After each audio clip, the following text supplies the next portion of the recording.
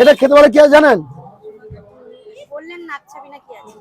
দিদি বলছে নাকচাবি না কি আছে, তো সত্যি আছে, এটা খেতে বলে। তো এখানে গেলে একটা মাখো মাখো ব্যাপার, একদম দারুণ ফাটাফাটি। কোনে যেমনি যখন বিয়ে হয় কোনে যখন সাজিয়ে দাও আমি সেরকম সাজাই। এখানে গেল সুন্দরভাবে আলু, এখানে গেল স্যালাড, এই যে সেই বাদাম, প্রেম ছাড়া বাদাম হয় না, বাদাম ছাড়া প্রেম জমে না।